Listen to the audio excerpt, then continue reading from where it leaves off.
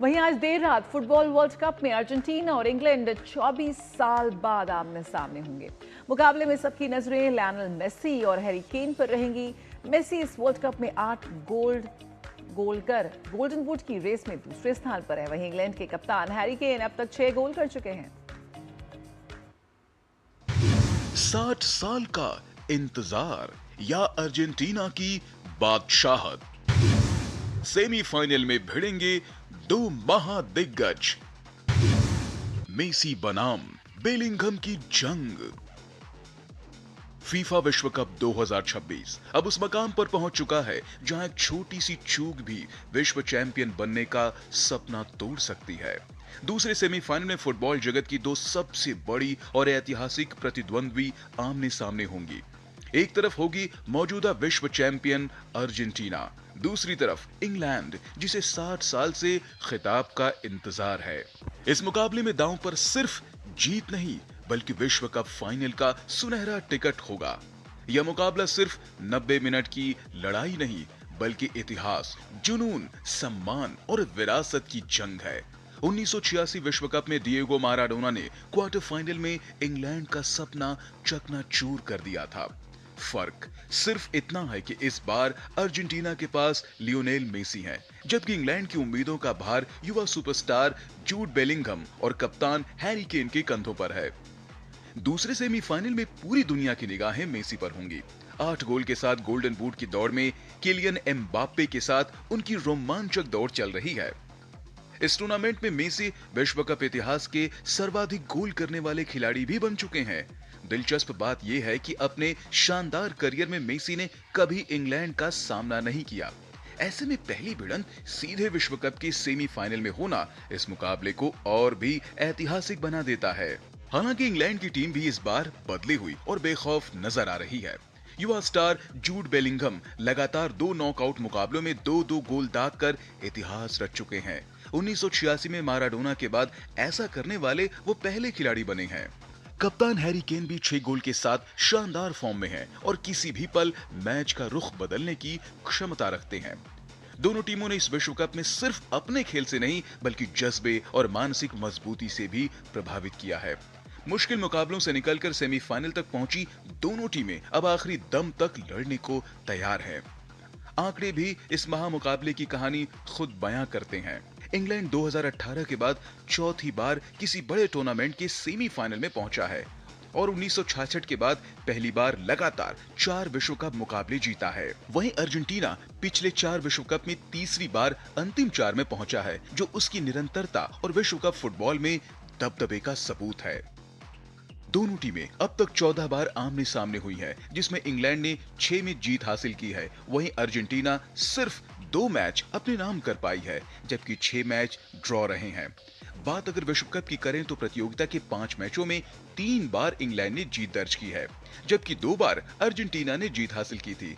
अंतिम बार दोनों टीम 1998 विश्व कप के राउंड ऑफ 16 में आमने सामने हुए थे, जिसमें अर्जेंटीना ने पेनाल्टी शूटआउट में जीत दर्ज की थी। यह मुकाबला डेविड बेकहम के बहुचर्चित रेड कार्ड के लिए भी जाना जाता है।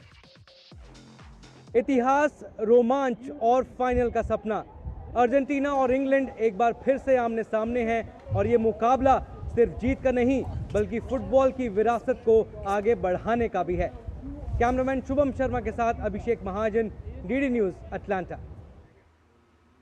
तो आइए सीधे रुक कर लेते हैं टेक्सास का। अभिषेक महाजन हमारे साथ मौजूद हैं। अभिषेक, सबसे पहला सवाल यही कि जो कल बड़ा हार्ट ब्रेक हुआ है, सबसे ज्यादा फेवरेट फ्रांस यहां मानी जा रही थी, लेकिन जिस तरह से स्पेन ने उसको रौंदा, क्या कुछ निकल कर आया? क्या कहां कमी रह गई यहां पर फ्रांस से?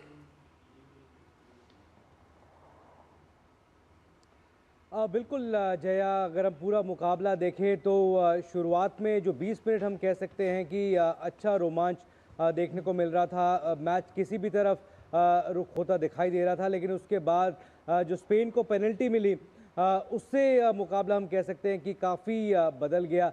22वें मिनट में पेनल्टी मिली, स्पेन को गोल किया और जबाल ने उनका 5वां गोल था।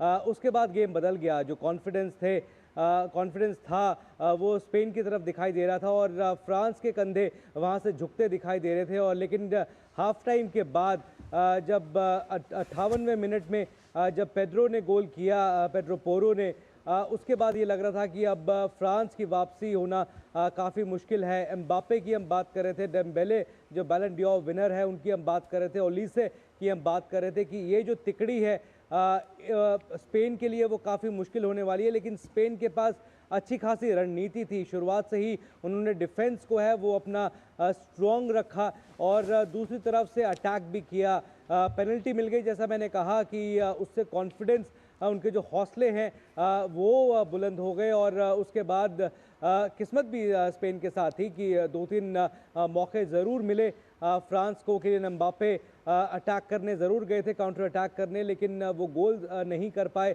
वो नेट नहीं हो पाया। लेकिन कमाल की जीत है ये स्पेन की। किसी ने सोचा नहीं था कि ये स्कोर लाइन होगी, किसी ने सोचा नहीं था कि इतने ऑफ कलर नज़र आएंगे।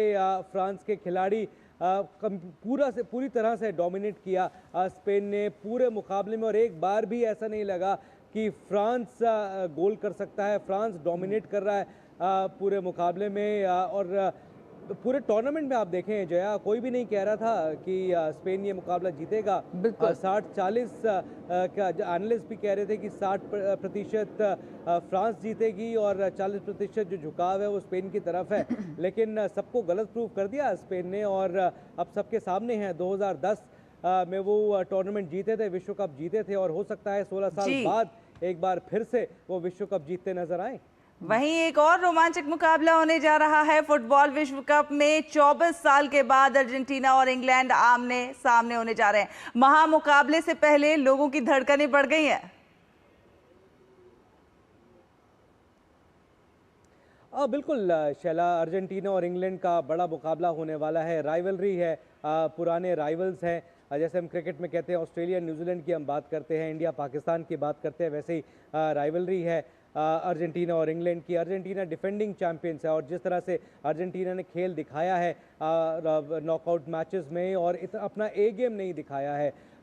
सब एनालिस्ट यही बात कर रहे हैं, सब एक्सपर्ट्स यही बात कर रहे हैं कि अर्जेंटीना अभी तक अपना बेस्ट खेल नहीं दिखा पाई है। केप वर्डे के खिलाफ अगर हम बात करें, इजिप्ट के खिलाफ उन्होंने 79वें मिनट में पहला गोल किया 3-2 से, हालांकि वो जीत दर्ज की। स्विट्जरलैंड के खिलाफ भी एक्स्ट्रा टाइम में मुकाबला गया। तो मैच जो 3 मैचेस खेले हैं अर्जेंटीना ने वो किसी भी तरफ जा सकते थे। धड़कनें अर्जेंटीना ने ज़रूर बढ़ाई, लेकिन अब वो सेमीफाइनल में है।